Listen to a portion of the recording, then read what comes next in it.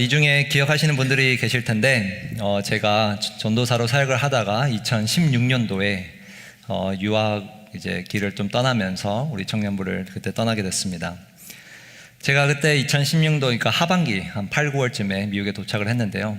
그때 미국은 가장 핫 이슈 중에 하나가 바로 대선이었습니다. 기억하시는 분들 다 아시겠지만, 이제 그때 트럼프와 힐러리 클린턴의 구도로 대선이 한창 이제 선거 운동이 벌어지고 있을 때였습니다. 저는 너무나도 그때 이제 오랜만에 미국을 갔는데 신기했던 게, 제가 알던 그 트럼프라는 이 사람은 정말 기업가, 부자, 그리고 사실 저에게는 그저 예능 프로에 나왔던 이상한 말을 하는 사람이었는데, 딱 이렇게 공화당 대표로 이렇게 나왔더라고요. 너무 신기했어요. 그때 트럼프가 내세웠던 선거운동 슬로건이 있었는데 혹시 아시나요? 그 슬로건이 뭐였냐면, 우리 미국을 다시 위대한 나라로 만들자. 그 슬로건이었어요. 우리 미국을 다시 한번 위대한 나라로 만들자라는 슬로건이었어요. 저는 사실 정치에 관심이 없어서 그가 어떻게 이렇게 대선관을 이기고 대통령이 되었는가, 그 모든 것을 다 분석할 수 없지만, 그거는 이제 맞았던 것 같아요. 정말 미국 사람들 마음 가운데 다시 한번 우리나라를 좀 위대한 나라로 만들자고자 하는 열망이 아마 그 대선의 승리에 조금 기여를 하지 않았나라는 생각을 합니다. 누구나 사실 다 위대해지고 싶습니다. 나의 나라가 위대해지면 좋겠고, 나의 가정이 위대해지면 좋겠고, 또 나 자신이 위대해지기를 간절히 소망합니다.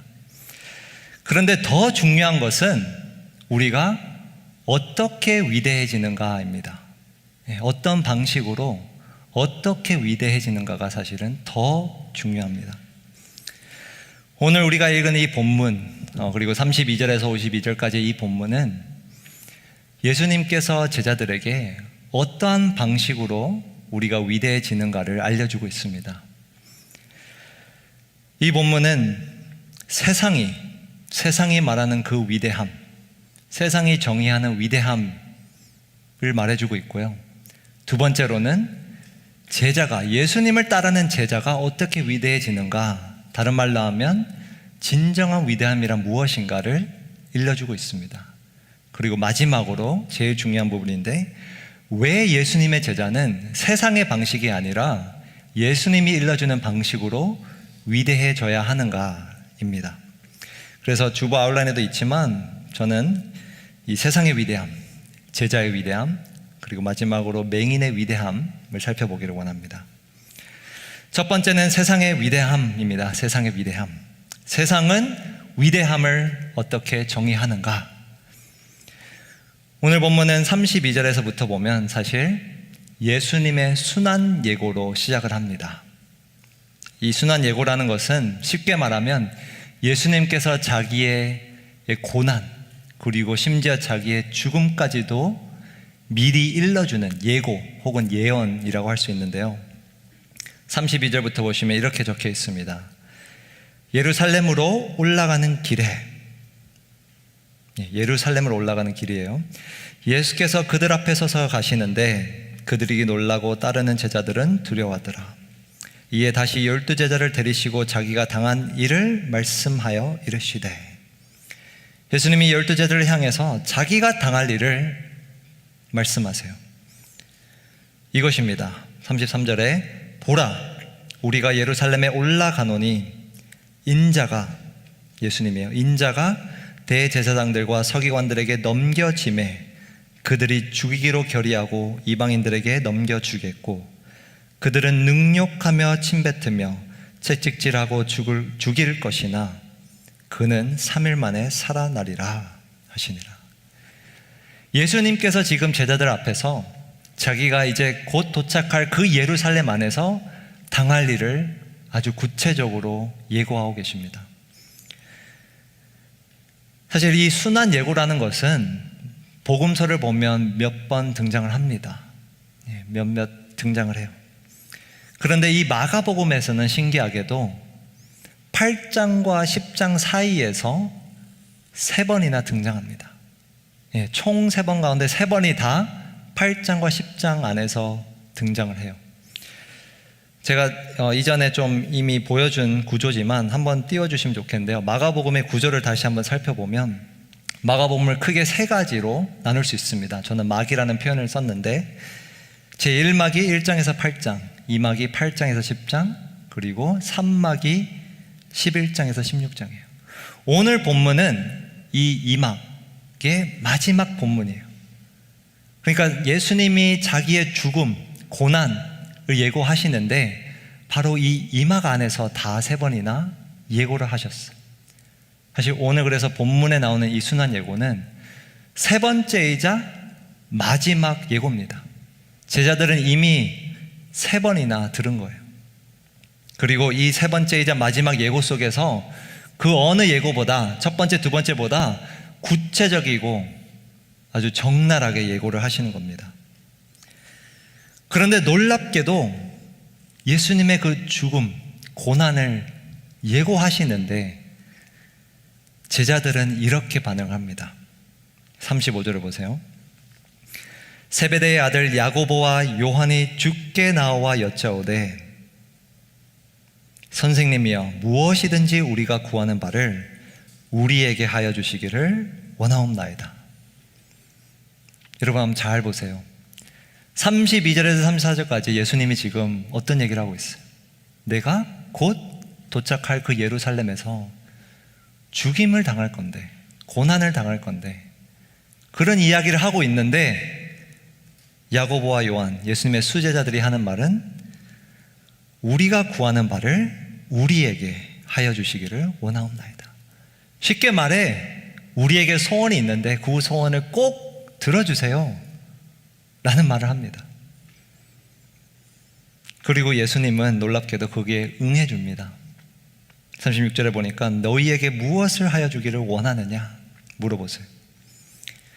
그랬더니 그들의 소원이 37절에 밝혀집니다. 여짜오되 주의 영광 중에서 우리를 하나는 주의 우편에 하나는 좌편에 앉게 하여 주옵소서.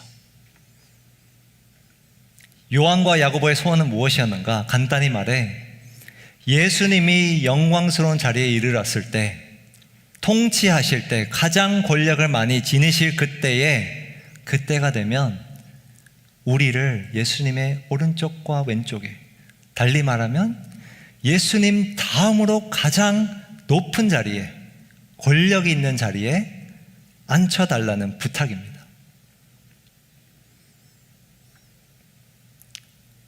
이것은 사실 요한과 야고보만의 요청은 아니었어요.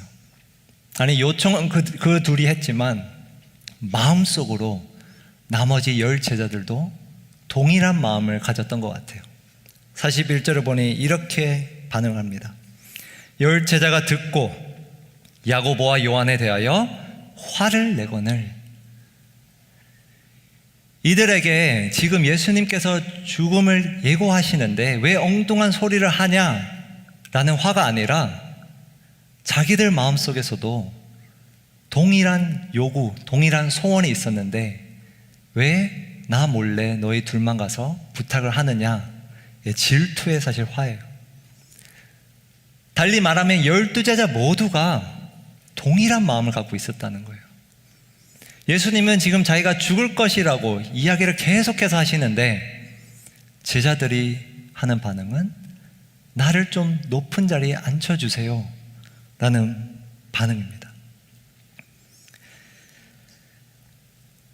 예수님은 답답하셨는지 그들을 불러놓고 이렇게 이야기하십니다. 42절에 보면 예수께서 불러다가 이르시되 이방인의 집권자들이 그들을 임의로 주관하고 그 고관들이 그들에게 권세를 부린 줄을 너희가 알거니와. 여기서 주관하다라는 단어는 헬라어로 보면 이 Lord, 주라는 단어가 들어간 단어예요. 그러니까 집권자들이 주인 노릇을 한다는 말이에요. 그리고 고관들이 헬라어로 보면 영어로 great, 위대하다라는 뜻이에요. 위대한 자들이 그들에게 권세를 부리는 줄 너희가 알거니와. 왜 이런 말씀을 하실까? 예수님은 지금 아시는 거예요. 아니, 지적해주고 계신 거예요. 지금 너희 마음 가운데, 그 높은 자리에 이루고자 하는 그 마음 가운데 너희는 세상의 방식으로, 세상의 논리와 원리로 지금 위대함을 쫓고 있다라고 지적해 주시는 거예요. 세상은 위대함을 어떻게 정의하는가? 간단히 말해 이렇습니다. 세상의 위대함, 1번 세상의 위대함은 무엇인가? 바로 다스리는 자가 위대하다라는 논리예요. 다스리는 자가, 권력이 있는 자가 위대한 자다라는 시스템 속에 있습니다. 제자들은 이 방식대로 위대해지고 싶었던 거예요. 그래서 예수님이 죽으실 거라는 그 예고 앞에서도 그들의 그 권력 있는 자리를 요청했던 거예요. 세계 2차 대전 당시 영국의 총리, 우리가 잘 알죠. 처칠이 있습니다. 참 위인인데, 저도 이게 실화인지는 모르겠지만 다른 분이 설교할 때 들었던 예화입니다. 근데 이런 이야기가 있었다고요. 처칠이 되게 위인이지만 좀 성격은 안 좋았다고 합니다. 성격도 급하고 좀 직설적이고, 그래서 밑에서 일했던 이제 부하들이나 그 사람들이 너무 힘들어했다는데, 하루는 그의 그 성격과 정말 성격 급함 때문에 힘들었던 한 사람이 찾아와서 직설적으로 이야기를 했다는 거예요. 불평을 했어요. 그랬더니 처칠이 그에게 이렇게 얘기했답니다. 정말 무례한 거라고, 지금 나한테 그렇게 얘기하는 건 정말 무례한 거라고, 그렇게 딱 얘기를 했대요. 그랬더니 그 사람이 물러서지 않고 이렇게 했던 거예요. You too. 너도 그렇다. 너도 무례해. 이렇게 이야기를 했다는 거예요. 그런 이야기를 듣고 나서 처칠이 이렇게 대답을 했답니다. 그 사람에게, 자기 밑에서 일하는 사람에게, 그래, yes, 난 무례하지, 인정해. 그런데 난 큰 사람이잖아. 난 위대한 사람이잖아. 이렇게 대답을 했다고요. 그래, 내가 무례하지만, 무례해도 난 그래도 큰 사람이잖아, 위대한 사람이잖아. 이렇게 대답을 했다고요. 그의 대답 속에 사실은 세상이 정의하는 위대함이 담겨져 있는 것 같아요. 누가 위대한가, 누가 큰 자인가 라고 했을 때 그 사람의 어떤 인격이나 소양이나 그런 거 다 상관없이, 무례할지라도 세상은 위대함을 어떻게 정의하는가? 높은 자리에 앉아 있는 사람, 권력을 쥐고 있는 사람, 그 사람이 위대한 자라고 이야기합니다. 제자들이 원했던 그 좌우편의 자리, 사실 지금 세상도, 우리가 살고 있는 이 사회도 우리더러 그 자리를 향해 나아가라고 이야기를 하고 있어요. 왜? 그것이 위대해지는 방법이니까. 그것이 세상의 위대함입니다. 세상의 위대함이란 권력이 있는 자, 다스리는 자가 위대하다라는 거예요. 이것이 세상의 위대함이라면 반대로 예수님을 따르는 우리는, 그의 제자는 어떠한 방식으로 위대해져야 할까요? 42절에서 예수님께서 세상의 위대함에 대해서 이야기하신 후에 43절에서 이렇게 이야기하십니다. 그러나, 원어에 보면 이 접속사가 있는데요, 그러나 너희 중에는 그렇지 않을지니. 세상의 위대함은 이러한 방식이지만, 다스리는 자가 위대한 자지만, 그러나 너희 중에는, 너희가 내 제자라면 너희 중에는 그렇지 않을지니, 다른 방식으로 위대해지라는 거예요. 어떤 방식인가? 너희 중에 누구든지 크고자 하는 자는, 헬라어로 보면 이 크고자 하는 자가 바로 고관이라는, 그 위대하다라는 뜻의 단어예요.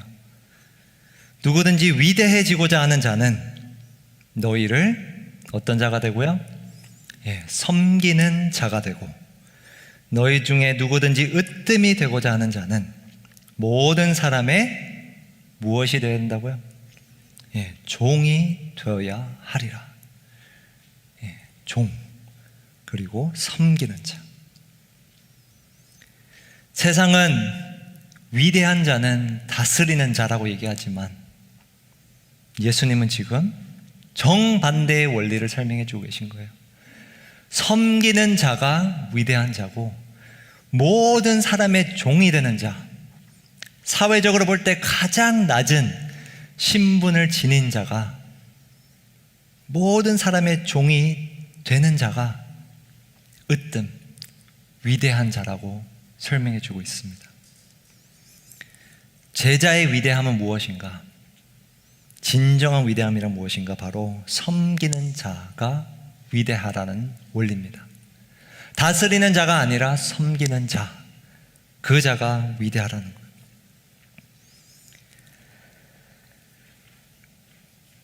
지금 예수님이 제안하시는 이 원리는 우리가 앞서 살펴본 것처럼 세상의 원리와는 정반대되는 원리예요. 거꾸로 정반대되는 원리예요. 이 말씀 앞에, 이 원리 앞에, 진리 앞에 이런 질문이 있을 거예요. 도대체 왜 예수님의 제자는 세상과는 정반대로 섬기는 자가 되어 모든 사람의 종이 되어 위대해져야 할까라는 질문이에요. 왜 이러한 방식으로 우리는 위대해져야 하는가라는 거예요. 그 이유가 45절 이하에 나와 있습니다. 45절을 우리가 한 목소리로 한번 다 크게 읽으면 좋겠는데요. 45절 함께 읽겠습니다. 인자가 온 것은 섬김을 받으려 함이 아니라 도리어 섬기려 하고 자기 목숨을 많은 사람의 대속물로 주려 함이니라. 45절에 보면 맨 앞에 접속사가 하나 빠졌는데요. 원어로 보면 왜냐하면이 붙여 있어요. 왜냐하면.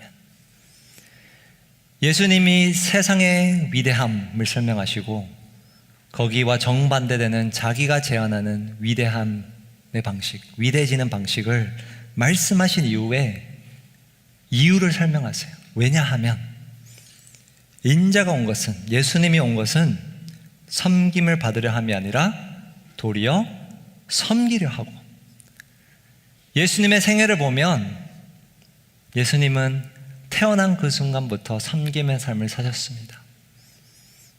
우리가 찬양 불렀던 것처럼 예수님은 인간으로 오신 것 자체가 섬김이고, 이 땅에 인간으로 사시면서 특히 공생의 사역을 하시면서 치유하고 가르치고 그 모든 것이 섬김이었어요. 그런데 예수님은 궁극적으로 이 땅에 왜 오셨는가? 하반절에 나오죠. 가르치고 치유할 뿐만 아니라 궁극적으로는 자기 목숨을 많은 사람의 무엇으로 준다고요? 대속물로 주려 함이니라. 대속물. 이 단어는 그때 당시에 어떻게 사용됐는가?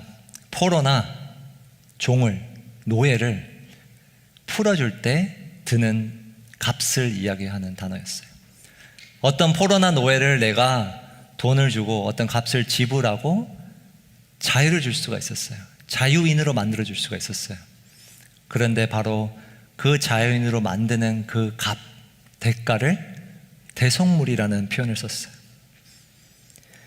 지금 예수님은 왜 자기를 많은 사람의 대속물로 표현하시는가?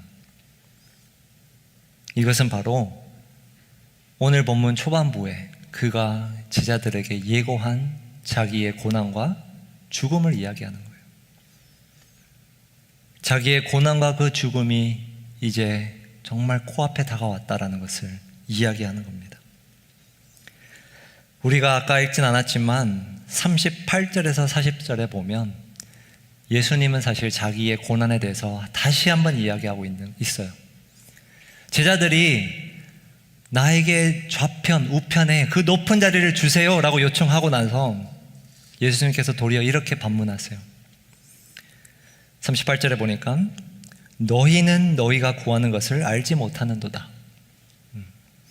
내가 마시는 잔을 너희가 마실 수 있으며 내가 받는 침례를 너희가 받을 수 있느냐? 여기서의 잔, 침례는 다 예수님의 고난을 뜻해요. 내가 받는 그 고난을 너희가 받을 수 있겠냐? 함께 내 고난에 동참할 수 있겠냐? 라고 물어보시는 거예요. 그리고 40절에 이렇게 말씀하세요. 내 좌우편에 앉는 것은, 그 높은 자리는 내가 줄 것이 아니라 누구든지 누구를 위하여 준비되었든지 그들이 얻을 것이니라. 그 높은 자리는 얻는다는 거예요. 준비된 자를 위해. 근데 어떤 준비와 무엇을 해야 얻을 수 있는가? 그것은 바로 예수님의 고난에 동참하는 자. 내 장과 침례를 받을 수 있느냐? 라고 물으신 게 그 이유입니다. 사실 우리가 다 읽진 않겠지만 시간상 46절에서 52절까지의 이 맹인의 이야기를 알아야만 왜 예수님께서 그렇게 말씀하신지 알 수 있어요. 도대체 우리는 왜 예수님이 말씀하시는 방식대로 위대해져야 하는가? 라는 부분을 더 구체적으로 명확하게 알 수 있습니다. 46절에서 52절에 우리가 처음에 봉독할 때 읽은 것처럼 한 거지가 등장합니다.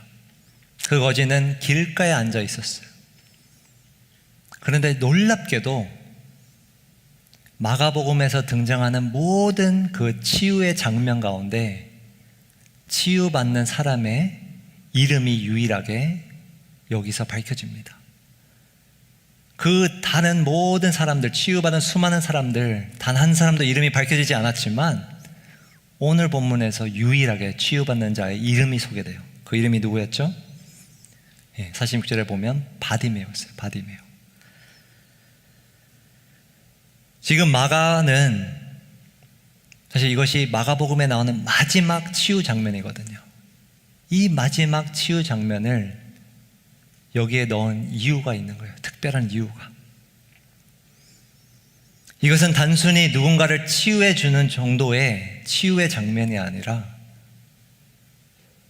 누군가를 예수님께서 부르시는 장면입니다. 부르시는 장면. 자기의 제자로 부르시는 장면. 바디메오가 치유를 받은 이후 52절에 보니 그가 이렇게 반응합니다. 예수께서 이르시되 가라, 내 믿음이 너를 구원하였느니라 하시니 그가 곧 보게 돼요.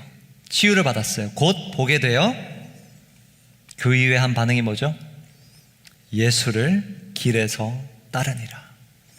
여러분, 이 표현을 꼭 밑줄을 그으세요. 기억하세요. 예수를 길에서 따르니라.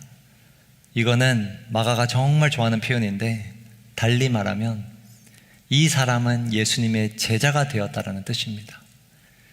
길가에 앉았던 거지가 이제는 길에서 예수님을 따르는 그의 제자가 되었다는 거예요. 그리고 더 놀라운 사실은 뭔가, 이 바디메오는 예루살렘에 들어가시는 예수님을 따랐다는 거예요. 예루살렘에 들어가시는 예수님을 따른 거예요. 그건 무슨 의미인가? 예루살렘은 어떤 장소죠? 예수님이 곧 고난과 죽임을 당할 장소예요. 달리 말하면 예수님은 자기 일생에서 가장 큰 섬김, 그 섬김의 장소로 나아가고 있는데 바디메오는 눈을 뜨게 돼요. 예수님을 보게 돼요. 그를 예루살렘까지, 예수님이 고난당하는 그 자리까지 따랐다는 겁니다. 여러분, 우리에게 예수님의 제자는 왜 섬기는 자가 되어 모든 사람이 종이 되어 위대해지는 것이 중요한가? 바로 이 이유 때문이에요. 맹인의 위대함은 무엇인가? 바로 섬기러 가시는 예수님을 따른 겁니다. 섬기러 가시는 예수님을 따른 거예요.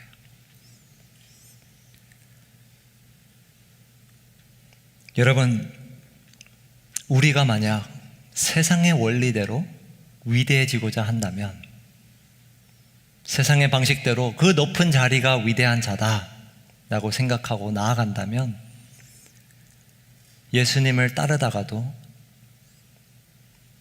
예루살렘 앞에서, 그 성문 앞에서 예수님을 따르기를 우리는 멈출 겁니다. 왜? 예수님은 지금 가장 낮은 곳으로 지금 가시는 거거든요.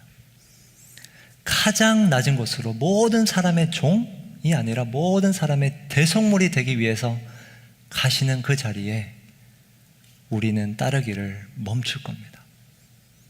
그러나 예수님이 말씀하신 그 방식대로 우리가 가장 낮은 자가 되어 모든 사람의 종이 되어 위대해지려고 한다면 우리는 바디메오와 같이 그를 끝까지 예루살렘까지 따를 수 있는 겁니다. 여러분, 섬김은 단순히 기독교에서 말하는 좋은 덕목이 아닙니다. 우리 교회를 위해서 필요한 좋은 마음씨, 태도 정도가 아니에요. 마가가 오늘 말해주는 이 섬김, 왜 우리는 섬기는 자가 되어 위대해져야 하는가? 그 이유는 섬김은 바로 내가 예수님을 끝까지 따르게 하는 나의 원동력이 되기 때문이에요. 섬기는 자가 예수님을 끝까지 따르는 거예요. 내가 그 섬김을 같이 하지 못하면 예수님께서 나를 가장 낮은 곳으로 초대하실 그때에 우리는 그를 따르기를 주저할 겁니다. 아니, 어쩌면 예루살렘까지 들어가지 못할 겁니다. 오늘 본문을 다시 한번 보시면 예수님의 죽음과 고난을 3번이나 들은 12제자가 있습니다. 여러분, 이들은 이론상 이것을 모를 수가 없었어요. 예수님이 지금 어디로 가시는지 모를 수가 없었어요. 그런데 우리가 나중에 살펴보겠지만 이들은 끝까지 예수님과 함께 있지 못합니다. 왜? 예수님이 당할 그 고난, 참여하기를 거부했기 때문에, 모든 사람의 종이 되기를 거부했기 때문에. 그러나 반면에 한 거지가, 길가에 앉았던 그 거지가 눈을 뜨게 되어 예수님이 누군지 알고 그가 어디로 향하는지 알고도 예수님을 끝까지 따릅니다.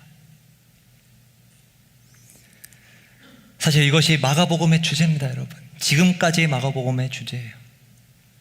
마가는 지금 우리더러 너희가 예수님을 따를 때 예수님이 누군지, 어디로 향해 가고 계신가를 알아.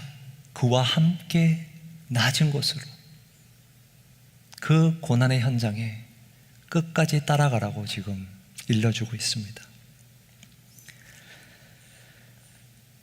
여러분, 세상의 원리대로 우리가 나아가면 우리는 예수님을 그 낮은 곳까지 따라가지 못할 겁니다. 그러나 정말 우리가 예수님이 누군지 알고 우리 영의 눈을 떠서 그를 보게 되면 우리는 그와 함께 예루살렘까지 나아가게 될 줄 믿습니다. 저는 우리 청년부가 이 세상이 주는 잠시의 위대함이 아니라 예수님을 끝까지 따라가서 정말로 그 부활의 현장, 그 영원한 위대함을 함께 누리길 주님의 이름으로 축원합니다. 한번 오늘 이 말씀 생각하며 우리 한번 기도했으면 좋겠는데요. 한번 이런 질문 앞에 우리가 서보길 원합니다. 오늘 본문에서 극명하게 드러나는 12제자와 바디메오 모습 속에 과연 여러분은 어느 쪽에 서 계십니까? 어떤 원리에 따라서 위대함을 쫓고 계십니까? 우리가 예수님을 따라가며 정말 예수님을 바라보며 따라가고 있는지, 아니면 혹여나 그가 줄 그 위대한 자리, 높은 자리만 바라보며 나아가고 있는지를 돌아보기 원합니다. 누가 위대한가? 바로 예수님과 함께 섬기는 자, 그와 함께 낮은 곳에 가는 자가 위대한 자입니다.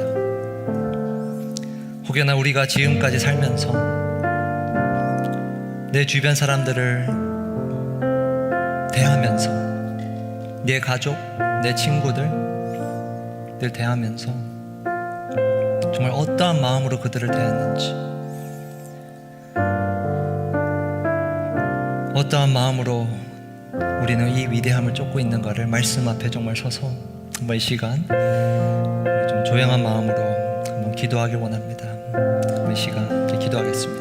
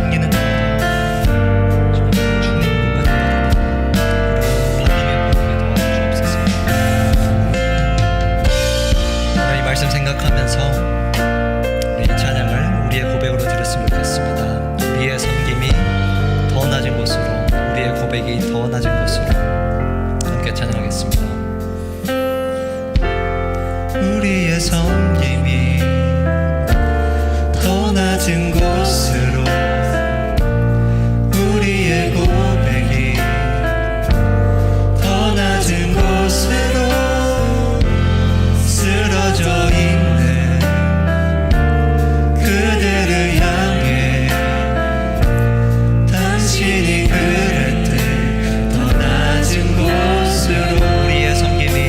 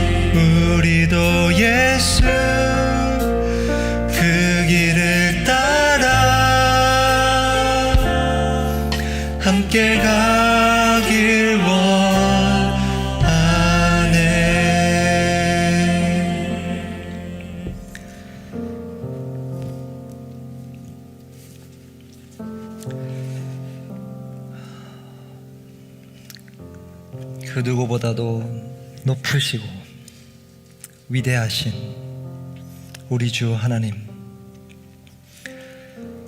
오늘 우리에게 예수님을 따르는 제자들이 이 세상과는 달리 어떠한 방법으로 위대해지는가를 알려주심에 감사합니다. 주님, 제자들이 원했던 그 예수님의 좌우의 자리가 지금도 여전히 이 세상이 우리에게 요구하는 자리임을, 위대해지는 방식임을 보게 됩니다. 하나님, 정말 바디메오의 눈을 뜨게 하신 것처럼 우리 영의 눈을 뜨게 하셔서 예수님이 정말 누구신지 보게 하시고, 예수님이 정말 어디로 나아가셨는가를 보게 하셔서, 그분이 이 땅에 왜 오셨는가를 보게 하셔서 우리도 예수님을 따라 그 섬기는 길로, 모든 사람의 종이 되는 그 길로 나아가게 하여 주옵소서. 주님, 우리 안에는 정말 다른 사람을 섬기게 하는, 방해하는 요소가 너무나도 많습니다. 우리의 자존심, 또 그 사람을 향한 우리의 마음, 미움, 모든 사람의 종이 되는 것을 망설이게 하는 부분은 많지만,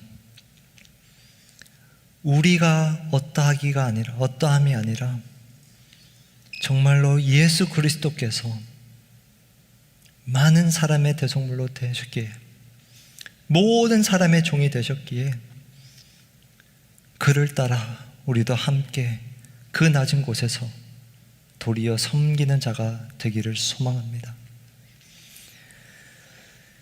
주님, 예수님이 수많은 사람의 찬사와 박수를 받는 그 갈릴리에서는 따랐던 제자들이 많지만, 막상 십자가를 지시러 가실 때, 예루살렘으로 가실 때는 그를 따랐던 자가 매우 적었음을 보게 됩니다.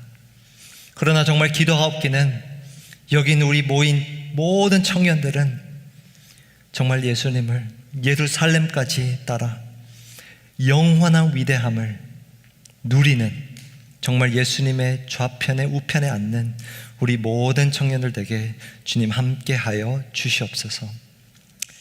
이 모든 말씀, 섬김을 받으려 함이 아니라 도리어 섬기려 하고 자기 목숨을 우리의 대속물로 주신 예수님의 이름으로 기도합니다.